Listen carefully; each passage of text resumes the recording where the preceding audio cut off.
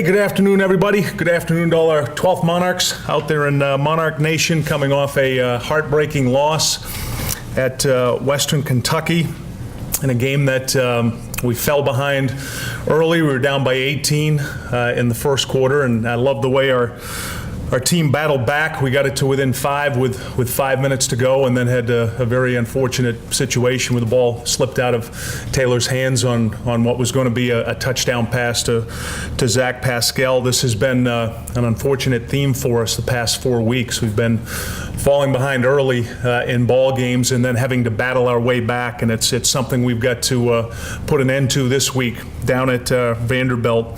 The story of the game was really 3 parts in this. Defensively, the missed tackles. We had a total of 49 missed tackles for 202 yards, and it led to 3 scores with the missed tackles. Special teams, poor performance, particularly on our kickoff team. A couple of missed tackles that led to a 94-yard touchdown, and then our kickoff return team not giving our returner an opportunity to get the ball back up the field, and then we had 2 interceptions on offense. The one that slipped out of Taylor's hands, they returned for a touchdown, and then one early in the game that also led to a touchdown. Special teams is an area we're going to really focus on this week with some personnel changes, some areas we need to improve on, particularly, as I mentioned, kickoff and kickoff return. Defensively, we were playing against one of the best teams in the country. They had been going for 550 yards a game, and it was the missed tackles that really hurt us. I felt like they dominated the line of scrimmage. They were able to run the ball consistently, and with that being said, we had guys in good position. You know, our players were competing hard, and I love the fact that at the end of the game, even when we got beat on a route, Richie Staten forced a fumble. Falante Misha returned it, and we still had an opportunity at that point to take the lead. But we've got to improve our tackling, and it will be extra emphasis on that this week. We'll go in full pads on both Tuesday and Wednesday, so we can work not only the tackling form and technique, but getting guys to the ground. We've got to do a better job, particularly technique-wise, of tackling lower. We had a lot of missed tackles in this game that were up high. We were up around the shoulders, and we need to be lower, and we need to work on taking guys to the ground. And I feel like at this point we're healthy enough that we can do this. We got out of this game healthy, and having the bye 2 weeks ago helped us get the majority of our team back and healthy. So that'll be an emphasis this week in practice. Offensively, very good performance, 643 yards, 51 points. We had a stretch in the second and third quarter where on 7 consecutive drives we scored touchdowns, where our guys took the ball down the field and put it in the end zone. I felt like the quarterback played his best game of the year, other than the 2 interceptions. In terms of his reads, his accuracy, his movement in the pocket, he was as accurate as he's ever been on the deep throws, which had a lot to do with Antonio Vaughn having 6 catches for 220 yards. Taylor was very accurate down the field, and we were able to hurt him in some of the things they were doing in man coverage. Also, Ray Lowry had his 3rd consecutive great football game, 25 carries, 149 yards, 4 touchdowns. He's running through tackles right now, very physical. He had a huge catch on 4th and 9, a 31-yard catch that he almost turned into a touchdown and protected well. He only had a couple situations in the game that we need to clean up in protection, and I think he's making a strong case right now with the way he's playing for some sort of an award at the end of the season with a Rookie of the Year or newcomer, whatever that award might be, with the way he's played, particularly these last 3 weeks.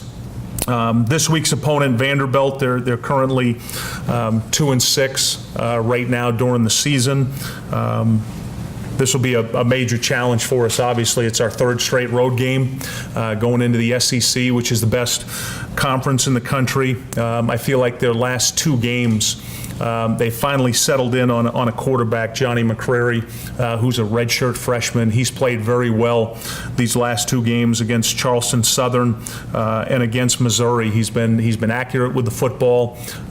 He's got 1 turnover, 1 interception in both games, so they're getting much better protection of the football from the quarterback position. Their running back, Ralph Webb, is outstanding. He's a typical SEC back. He's physical, good speed, big and athletic in the offense. offensive line. This will be the biggest offensive line we played against. They're playing 4 tight ends at different times that are all 6'4", 6'5", 250 pounds, and they've got good skill at the wide receiver position. Defensively, they're led by Nigel Bowden, who's probably going to be the best defensive player we'll see this year at linebacker. He's got 65 tackles so far, and the next closest guy on their roster has 44 tackles. They're very good in the defensive, in the linebacker position.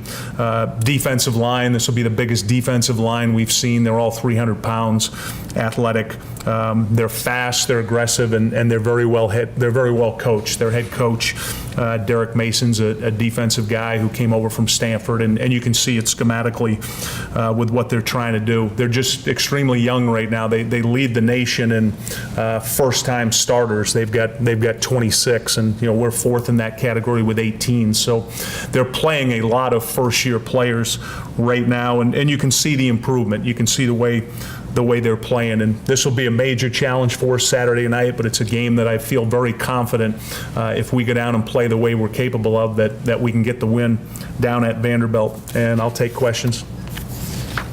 How are you, I guess, handling your guys? First of all, welcome back, young man. It's good to see you. Thank you. Good to see you. I think everybody here would agree. Great to have Brian back.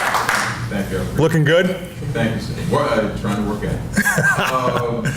There'll be a team run after this, by the way, that you're welcome I already to. did mine this morning. Okay, we're good. I'm good. How do you mentally get you guys to a 4-game losing streak right now? The last 3 have been on the road Right. at this point.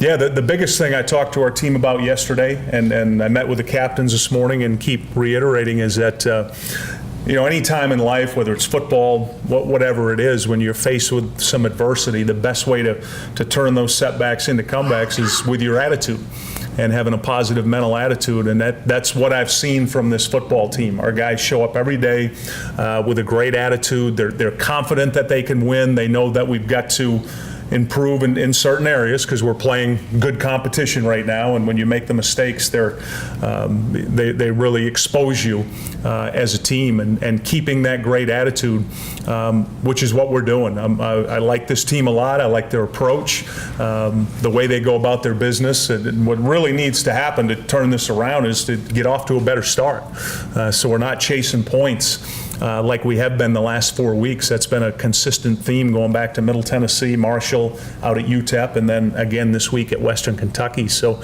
getting off to a better start is going to be critical.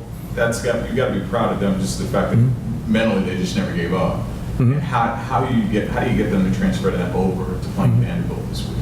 Yeah, they're all excited. I mean, there won't be a lot I'll have to say leading into this game. They know who Vanderbilt is. They know about the SEC. So they're already excited about this game, and then the fact that it's on national television, it's a night game, all those things add to the excitement level for this game. So I'm very confident our guys will get down there with a great attitude and compete. Okay, Bobby, you said in the past that I guess normally on defense you guys do not tackle to the ground during the season in practice. Right. Has the way you guys have played defensively, has that caused you to maybe alter what you will do in practice on defense? Yeah, it's very clear that through this game, this Western Kentucky game, that how much we struggled tackling, and a lot of that's got to do with Western Kentucky being one of the top offenses in the country. But when it gets to the point it was in this game where we had 49 missed tackles, and when I see it from our players, when I see the frustration level in our players on defense and some situations in special teams, then my job as the head coach is to evaluate that situation, evaluate the health of our team. And I feel like at this point, Dave, we're the healthiest we've been all year. Coming out of that stretch of 11 straight weeks with preseason, those 7 straight games we played, and then having the bye, I feel like we're healthy enough to do this. Now, it's not going to be the entire practice. We're not going to be out there for 2 hours tackling, but we're going to take certain segments where normally we work on tackling drills and now take the ball carrier to the ground, or certain segments when we're going against the scout team. and make that more physical, where we're tackling and we're trying to get multiple guys to the football. Because there were situations in this game where, there were some one-on-ones, but then there were a lot of situations where the second and third guy wasn't getting to the ball quick enough. So we can emphasize those things in practice. We can go full speed, tackle to the ground, and then I really, truly feel like, Dave, that if we can do that, then that'll give our players more confidence. And that's really what this is all about. It's, yes, we're going to work the technique we've been teaching all year, but getting them more confidence in tackling. And I feel like if we do that, then that'll add to their confidence level going into this game. You were mentioned, Sorry. Your kickoff return team is 13th in Conference USA. Your kickoff coverage is 13th in Conference USA. What is not happening? What is wrong with those special teams? And you mentioned maybe some personnel changes. Yeah, the number one thing that's happening to us on kickoff return is we're not staying on blocks. We had two really good returns in this game where we get the ball out to the 30-yard line, and then we run a similar scheme, and then guys miss blocks or come off their blocks. And we're trying to improve the personnel, but we're also, Harry, trying to be very conscious of how many reps guys are taking on offense and defense. So it's more of a matter of trying to improve our technique. And then kickoff coverage, other than giving up the 94-yarder, for the most part, we were really solid in this game. And a lot of it's got to do also with the kick. Where's the kick going? Where's the ball being kicked? The depth, the height, all those things that allow us to get coverage. And we started off the game with Jarrett Serby kicking because Ricky Seegers is out for the year, and we weren't getting enough depth and height. And then we went to Satchel Ziffer, another freshman who hadn't kicked before, and got some improvement with that. So those guys are going to have to do a better job too with the placement of the ball, and especially this week. They've got an explosive returner who took two back against South Carolina. So the placement of the ball and the height of the kick is also critical, and those are all things we'll work on this week. You talked about, when you were talking with your players, about just trying to get to this rough patch season. You're trying to make sure they're okay. Right. How are you holding up during this period of time as a coach? I mean, how do you get through it yourself? It's frustrating. It's frustrating for all of us as coaches, because everybody around here is used to winning. And the biggest thing I emphasize with our coaching staff is that we've got to maintain our level of enthusiasm, particularly with the players, because they need that from us right now. We've got to stay consistent in what we're coaching and teaching, because it's obvious we're close. We're close in all these games that we're losing, other than the Marshall game, going all the way back to NC State. That the formula works, and we've got to stick with the plan, this process of winning that we've got, and keep everything positive. And we get a lot of energy back from the players and their approach and seeing what they're doing. And like I told our team yesterday, nothing cures what ails you like getting a win. And I still think there's a lot of really good things in front of this football team. If we get this win this week, get to 4-5, then we're coming back home, then we've got another bye. So there's still a lot of good things that are out in front of us. But everything would be much better getting a win this week at Vanderbilt. Any other questions for Coach? All right, thank you all for coming. Thank you, 12th Monarchs, and we'll look forward to seeing you in Nashville or on national television. Have a great week.